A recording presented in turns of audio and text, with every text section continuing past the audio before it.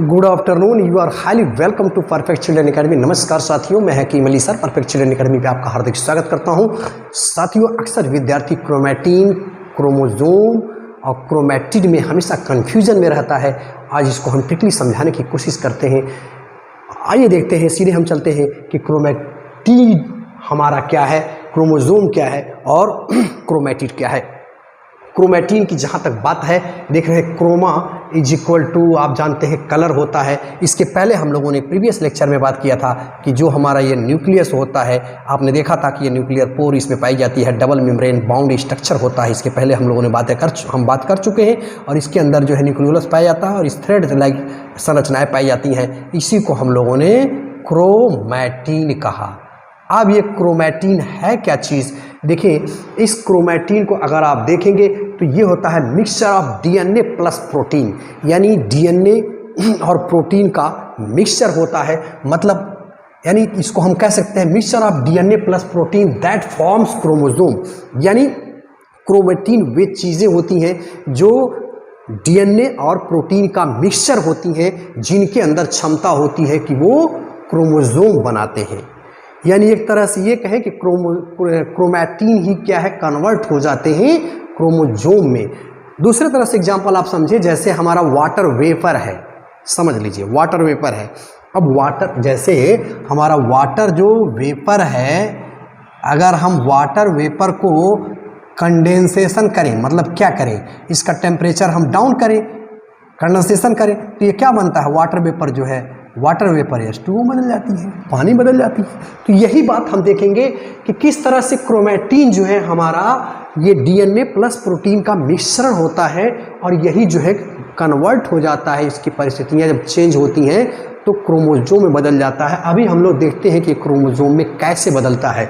इस तरह से आपने क्या देखा कि ये थ्रेड लाइक जो स्ट्रक्चर है, इसको हम क्रोमैटिन कहते हैं। और इस क्रोमैटिन के अंदर कई बार पूछा गया है कि कौन कौन सी चीज़ें पाई जाती हैं, तो आप ध्यान रखिएगा कि डीएनए है भाई। तो डीएनए से आप जानते हैं, डीएनए से ही आरएनए बनता है। तो और यही आरएनए से जो है फिर हमारा वो प्रोटीन की सिंथेसिस होती है। तो डीएनए होगा, आरएनए होगा, प्लस इसके अंदर प्रोटीन होगा।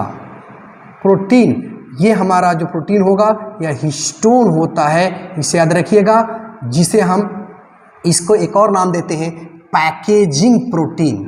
पैकेजिंग प्रोटीन भी इसको कहते हैं। अभी हम लोग देखते हैं कि कैसे पैकेजिंग करता है। पैकेजिंग प्रोटीन के नाम से जाना जाता है। और इसके अलावा नॉन हिस्टोन प्रोटीन भी पाए जाते हैं। यह बात आप याद रखिएगा, non histone protein, non histone protein. इस तरह से हम क्या देख रहे हैं कि हमारा जो क्रोमैटिन है, जो थ्रेड लाइक स्ट्रक्चर है, इसके अंदर डीएनए, आरएनए और हिस्टोन नाम का प्रोटीन जो पैकेजिंग प्रोटीन के नाम से जाना जाता है, और प्लस जो है नॉन हिस्टोन प्रोटीन भी पाए जाते हैं। तो ये रहा हमारा क्रोमैटिन, यानी वे धागे जो मिक्सचर होते हैं डीएनए प्लस प्रोटीन के। और इसके पहले हमने सेल डिवीज़न में पढ़ाया था कि जैसे जो हमारी ये सेल है, इसकी जो एक यम फेज है और एक आई फेज है, यानी इंटरफेज है और यम फेज है। जब तक यह इंटरफेज में ये धागे पड़े रहते हैं, यानी यूं ही ये बिखरे रहते हैं, क्लोजली पैक नहीं होते हैं, यानी सेल डिवीज़न के लिए अभी ये तैयारी चल रही होती है। तो ये इसी तरह से क्रोमैटिन जो है फाइबर या थ्रेड दिखाई देते हैं। लेकिन जैसे ही ये यंग फेज में पहुंचती है, यानी मियासिस या माइटोसिस की कंडीशन में पहुंचती है, तो ये सेल, ये जो है ये क्रोमैटिन जो थ्रेड है, ये कंडेंस हो जाते हैं, संघनित हो जाते हैं। जिस तरह से वाटर वेपर संघनित होकर के, यानी टेम्परेचर जब डाउन होता है तो वाटर के वेपर जो है कंडेंसेशन होता है, और कंडेंसेशन के बाद जो है वाटर के वेपर कन्वर्ट हो जाते हैं वाटर के अंदर। ठीक उसी तरह से आप ये समझें कि ये जो क्रोमैटिन नाम का जो थ्रेड है, ये इसका जब कंडेंसेशन होगा तो ये बदल जाएगा क्रोमोजोम में। अभी हम लोग देखते हैं कि कैसे बदलता है। तो ये रहा हमारा क्रोमैटिन। जब यहाँ पे इंटरफेज में रहता है तो यूं ही बिखरा रहता है, लेकिन जैसे यम फेज में पहुँचता है तो इसको कंडेंसेशन होता है, हाईली क्वाइलिंग होती है, और क्वाइलिंग के बाद यह प्रोटीन, यह क्रोमैटिन जो है थ्रेड बदल जाता है क्रोमोजोम में। तो क्रोमैटिन क्या है, हमारे समझ से आप समझ गए कि क्रोमैटिन वे थ्रेड होते हैं जो मिक्सचर ऑफ प्रोटीन और डीएनए प्लस इसके मिक्सचर होते हैं। अब हम लोग आगे की तरफ बढ़ते हैं। ये जो क्रोमैटिन है, ये दो तरह के देखने को आपको मिलेंगे। ये एक हमारा होगा, आइए उसको देखते हैं। ये किसके बेसिस पे है? स्टेनिंग के बेसिस पे है, स्टेनिंग। तो ये क्रोमैटिन जो है स्टेन ले लेते हैं, इसको स्टेन किया जाता है। तो एसिटोकॉर्मीन ये एक हमारा स्टेन है, और फेलजीन, ये दो तरह के स्टेन हैं। और इस स्टेन की मदद से एक क्रोमैटिन जो है स्टेन ले लेता है।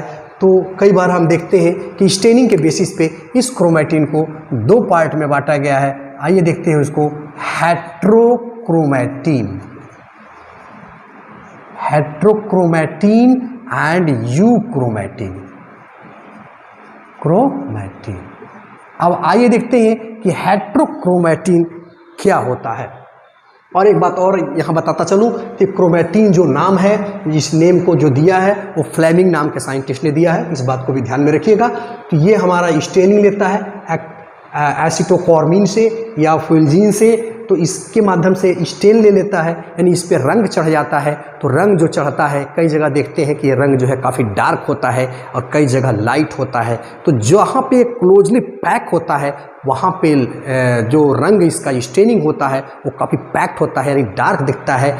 तो ऐसे को हम कहते हैं हेट्रोक्रोमैटिन। और जहाँ पे सिंगल धागे होते हैं, यानी कम उसमें पैकेज कंडेंसेशन होता है, उसको हम यूक्रोमैटिन कहते हैं। आइए थोड़ा सा इसको देखते हैं ये दिखता कैसे है।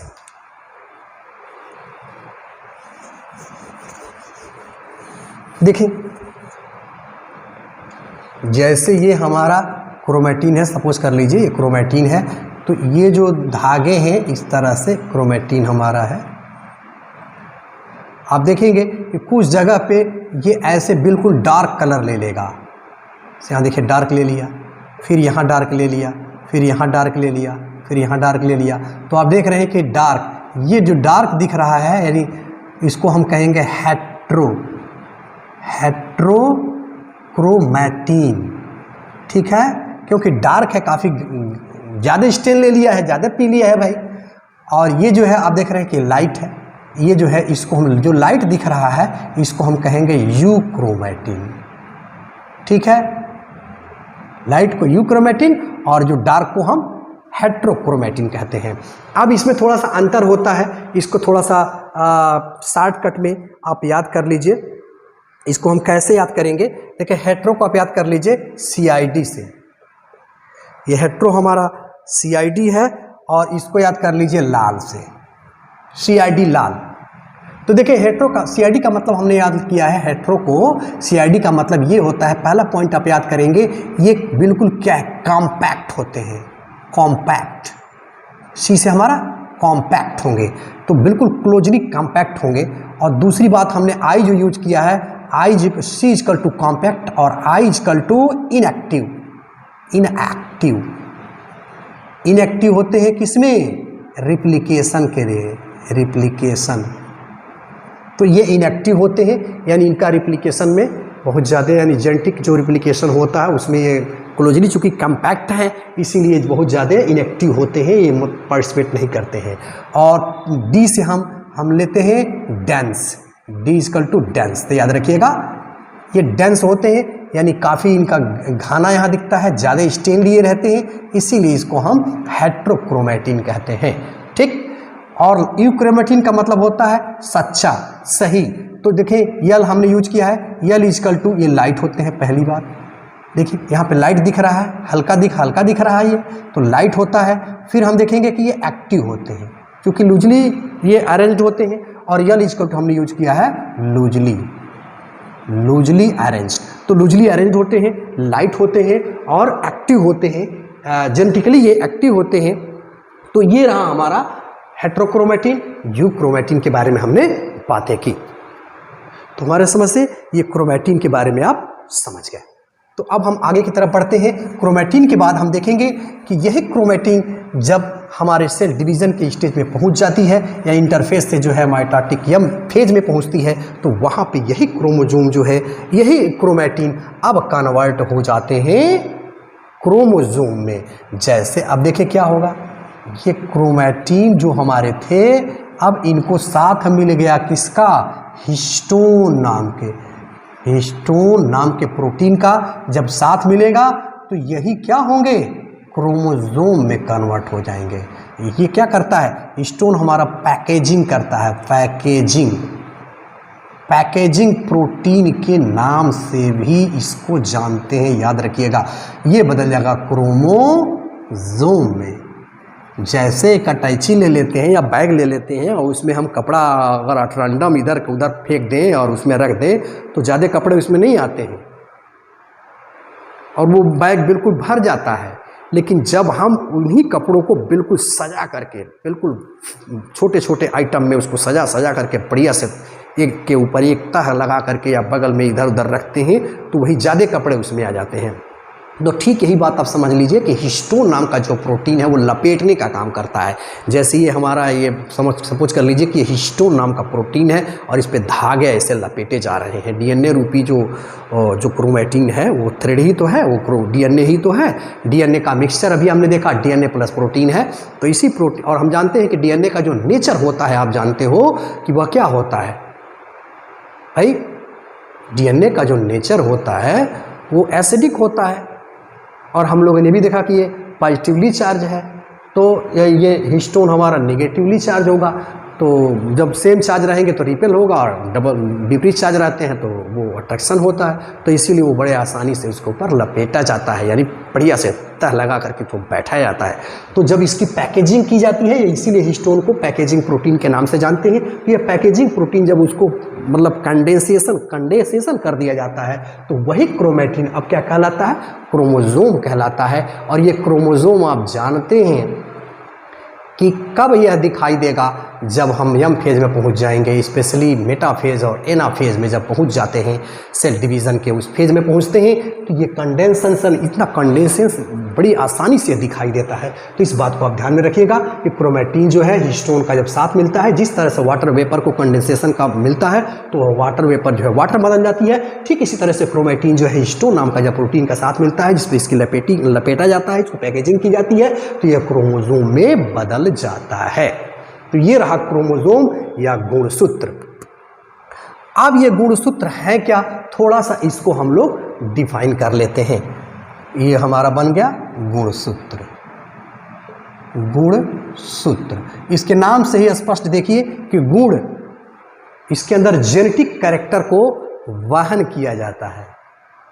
तो इसकी परिभाषा हम कैसे दे सकते हैं, साधारण रूप में हम इसको एक तरह से परिभाषित कर सकते हैं कि chromosome are the vehicle that carries DNA wrapped around by histone protein.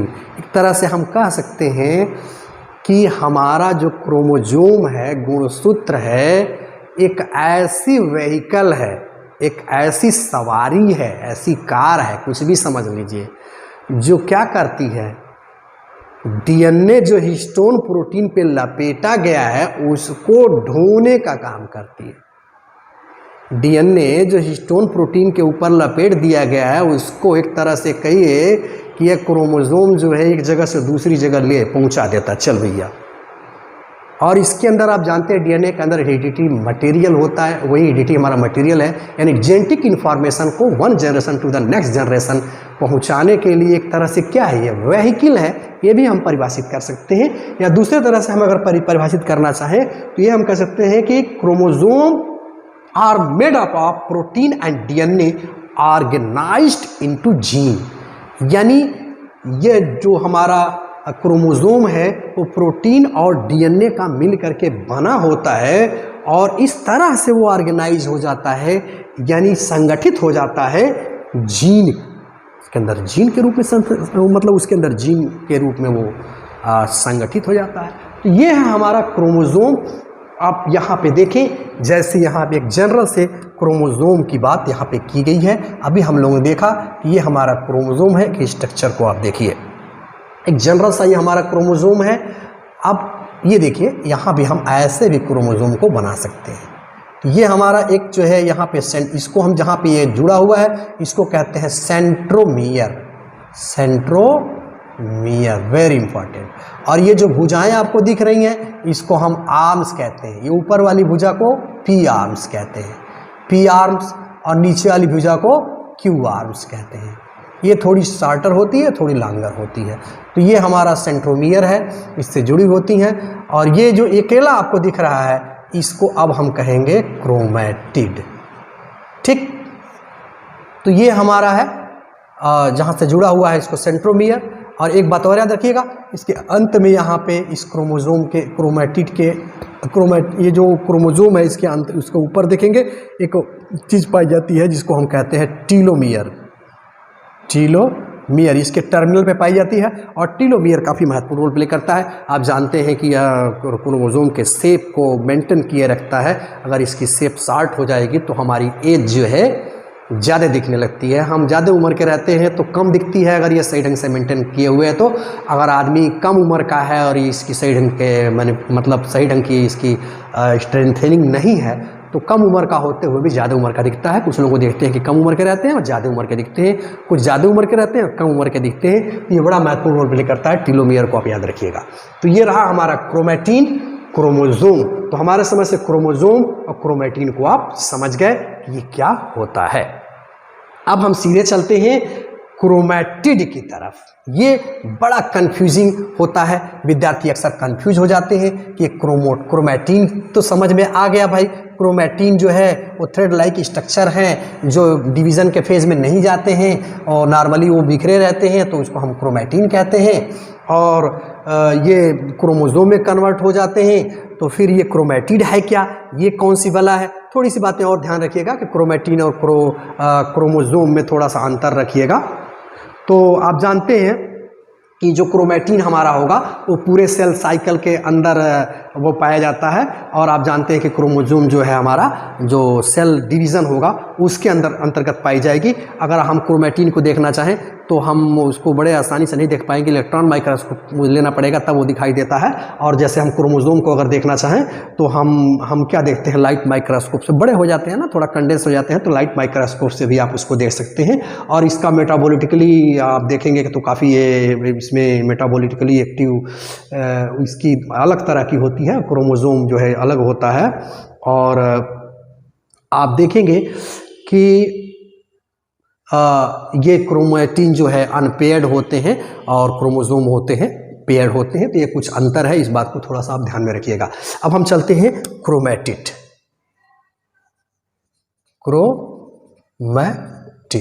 अब ये क्रोमैटिड है क्या भाई? अभी हमने देखा कि क्रोमैटिन जो है क्रोमोसोम में बदल गए। अब ये क्रोमैटिड है क्या, इसको हम कैसे डिफाइन करें, ये क्या चीज होती है? तो देखिए ये क्या होता है, इसको शॉर्टली हम याद करेंगे। One half of A duplicated one half of A duplicated chromosome. Short में याद कर लीजिए, वेरी इंपॉर्टेंट। क्रोमोसोम ये क्या हो गया भाई? क्रोमैटिड क्या है? One half of A duplicated chromosome. यानी जो एक क्रोमोसोम होता है, जब जैसे ये क्रोमोसोम हमारा है, सिंगल सा क्रोमोसोम है, सेंट्रोमियर है, जब इसका डुप्लीकेशन होगा मतलब रिप्लिकेशन होगा तो इसका one half of A duplicated chromosome, ये देखिए डुप्लीकेशन हो गया, देखिए डुप्लीकेशन हो गया, इसमें सेम अमाउंट ऑफ डीएनए होगा। तो ये डुप्लीकेशन जो हुआ है यही हमारा क्या है? क्रोमैटिड है। यहाँ पे देखिए क्रोमोसोम को टेलोमियर हमने बनाया है और ये देखिए सेंट्रोमियर है। और ये क्रोमोसोम एक क्रोमैटिड था, ये एक ही क्रोमैटिड इसमें था, पहले हम लोगों ने देखा था। अब इसका जब सेल डिवीज़न होता है, स्पेशली जब हम यस फेज में जाते हैं, सिंथेटिक फेज में जाते हैं, तो ये क्या होता है? डुप्लीकेशन होता है। एक देखिए एक ही था ना ये, तो इससे अब एक और बन गया। तो ये जो डुप्लीकेशन हुआ है यही हमारा क्रोमैटिड कहलाता है। तो ये जो आप देख रहे हैं ये हमारा हो गया क्रोमैटिड। ये जो आप चीज देख रहे हो ये हमारा क्या हो गया? क्रोमैटिड हो गया। इधर का ये क्रोमैटिड हो गया, क्रोमैटिड हो गया। इसे भी आप क्रोमेटिड, यही हमारा क्रोमेटिड है और इधर से ये क्रोमेटिड है। तो इस तरह से आप देख रहे हैं कि ये जो डुप्लीकेशन हुआ है, मतलब एक था और दो बन गए हैं, तो यही दो, यही क्या कहलाते हैं, क्रोमेटिड कहलाते हैं। इसे अब हम जानते हैं कि इसके अंदर कुछ संरचनाएं पाई जाती हैं। अब संरचनाओं में क्या है भाई, ये कैसे अलग हो जाते हैं, आइए इसको थोड़ा सा देखते हैं। आप जानते हो कि जो सेंट्रोमियर होता है, इसके ऊपर जो है यहाँ पे डिस्क लाइक स्ट्रक्चर इस तरह से आपको सज जाते हैं, और यही डिस्क लाइक स्ट्रक्चर क्या करते हैं, यहीं से स्पिंडल फाइबर ये जो आ करके इस पे जुड़ जाते हैं। और हम जानते हैं कि सेंट्रियोल होता है हमारा, सेंट्रियोल है, तो इस सेंट्रियोल से स्पिंडल फाइबर आकर के जुड़ जाते हैं, और ये हमारा स्पिंडल फाइबर है। स्पिंडल फाइबर से इससे ये डिस्क लाइक जो स्ट्रक्चर आपको दिखाई दे रही है, इसी डिस्क लाइक स्ट्रक्चर से ये आकर के जुड़ जाते हैं। इसको हम कहते हैं काइनेटोकोर, काइनेटोकोर। याद रखिएगा, इस काइनेटोकोर से आकर के डिस्क ये फाइबर लाइक स्पिंडल फाइबर आकर के जुड़ जाते हैं। फिर हम जानते हैं जब एनाफेज में जब पहुँचते हैं तो ये खींच दिए जाते हैं, तो ये क्रोमेटिड अलग हो जाते हैं। एक बात याद रखिएगा कि ये एक ही सेंट्रोमियर से जुड़े हुए हैं, तो यह एक ही क्रोमोसोम है। ये जो आप देख रहे हैं ये क्रोमोसोम, ये क्या है, एक ही क्रोमोसोम है, एक ही है, सिंगल क्रोमोसोम है। इसके अंदर दो क्रोमेटिड पाए जा रहे हैं, और ये चूंकि क्रोमेटिड जो है एक ही सिंगल सेंट्रोमियर से जुड़े हुए हैं, इसीलिए इनको एक नाम देते हैं सिस्टर क्रोमैटिड। तो ये बात याद रखिएगा। ये रहा brief description about chromatin, chromosome and chromatid. मुझे उम्मीद है कि लेक्चर आपको काफ़ी पसंद आया होगा। अगर इस चैनल पे आप नए हैं तो इस चैनल को सब्सक्राइब करें, लाइक करें और कमेंट करना बिल्कुल ना भूलें। Thanks for watching.